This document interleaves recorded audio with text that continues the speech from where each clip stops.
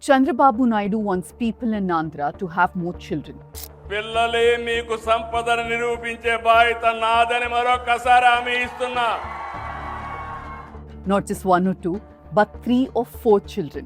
మూడో చైల్డ్కి 30,000 రూపాయలు పుట్టిన వెంటనే ఇస్తాం. నాలుగో చైల్డ్కి 40,000 రూపాయలు ఇస్తాం. Now, at first, this may seem like one of those bizarre political statements that pop up every few months and disappear from the news cycle. But Naidu's anxiety comes from a real place. South Indian states are worried about falling fertility rates, aging populations, and even losing political influence in the future. All this because they successfully control the population. But asking people to simply have more babies may be one of the most misguided ways to respond to these problems. Because population decline is not just about numbers.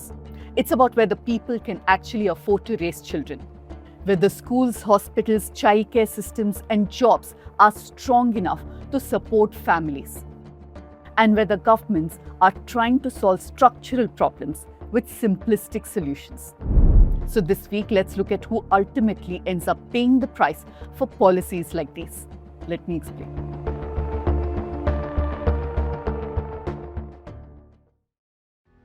Now, before we get into the politics of it all, we have a small request. At the News Minute, we spend a lot of time trying to unpack complicated stories beyond outrage and headlines. Whether it's politics, gender, cinema, caste, misinformation, or policy, we try to tell you stories with depth and context. And our work takes time, effort, and independence. We do not run on political funding. We rely only on our readers and viewers to support our work. So if you value independent journalism that actually explains the news instead of just screaming through it, consider supporting Let Me Explain by scanning the QR code on your screen, or you can click the link in the description below.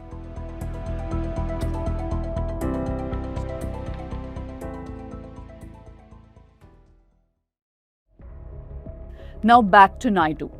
This is not the first time he's spoken about population decline. Over the past few years, Naidu has repeatedly warned that South India could end up facing the same crisis countries like Japan and South Korea are dealing with. Aging populations, shrinking workforces, and fewer young people supporting older generations. And yes, to an extent, the concern is real. Fertility rates in South India have dropped sharply over the decades. Tamil Nadu's total fertility rate is around 1.4. Andhra and Karnataka are around 1.7, Kerala and Telangana are slightly higher. A fertility rate of around 2.1 is generally considered necessary for a population to remain stable in the long run. Part of Naidu's anxiety comes also from politics. Southern states fear that delimitation will eventually happen. This means Lok Sabha seats could be redistributed based on population. They worry that Hindi belt states may gain much greater political representation because their populations grew faster. That fear deserves a serious discussion. We've addressed all this in detail in another episode of Let Me Explain, so do check out that if you want a deeper breakdown. But even if these fears are real, the solution being proposed here is deeply misguided. Because people are not having fewer or no children without a reason. Children are expensive. Housing, education, healthcare, transport, coaching, everything costs much more now. Which makes a 30 or a 40,000 rupee incentive look less like a serious long-term solution and more like a symbolic announcement. And then there's the condition of public infrastructure. Because if governments want people to raise more children, shouldn't they first ensure decent schools, hospitals, childcare support, and employment opportunities? A recent ASCR report found that nearly half of Class 8 students in both Andhra and Telangana could not properly read a Class 2 level Telugu text. And this is not the only indicator showing deeper structural problems. Independent studies using the UN's HDI methodology placed Andhra's HDI at 23 in India, which is far behind other states despite Andhra's economic ambitions. Many government schools still lack basic infrastructure. Healthcare systems continue to be uneven. Unemployment remains a major concern. And nutrition indicators among children are worrying. Let's look at data from NFHS 5, which is a Government of India survey providing data on population health and nutrition. It found that stunting among children under 5 in Andhra stood at 31%. And most of these conversations around population and fertility often ignore the condition of women themselves. NFHS 5 also found that nearly 60% of women in Andhra were anemic, which is the highest among South Indian states and significantly above the national average, which is 53%.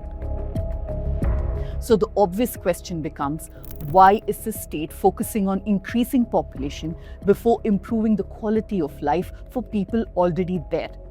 And perhaps the biggest issue being ignored in all of this is women. Because when politicians say have more children, who are they actually asking? ఇది correct అయిన నిర్ణయం అని మిమ్మల్ని అడుగుతున్నా. మా ఆడబిడ్డలు చెప్పండి అమ్మా, మీరేమంటారు? Women are still expected to work outside the home while also carrying most domestic labor inside it. There's actually a term researchers use for this, the motherhood penalty. A recent article in the News Minute looked closely at this very issue. It points out that childbirth often comes with a direct economic cost for women. Careers slow down, wages drop, and employment becomes more precarious. And this burden is not shared equally, because in India, women still do more unpaid domestic and care work than men, even when they're employed full-time. So when governments say have more children, they are often speaking as if childcare is simply a demographic issue. But for millions of women, it is also a labor issue, an economic issue, and a question of personal freedom. Especially because the support system barely exists. Affordable childcare remains limited and paternity leave is minimal. And a large number of Indian women work in informal sector, where maternity protections are almost non-existent. And money is a huge component too. Because who's most likely to respond to these incentives? It's certainly not wealthy families, which means poorer households may end up having larger families without adequate support systems to sustain them. And then what? Can the state provide quality education, healthcare, nutrition, and jobs for these children? The evidence right now is certainly not encouraging.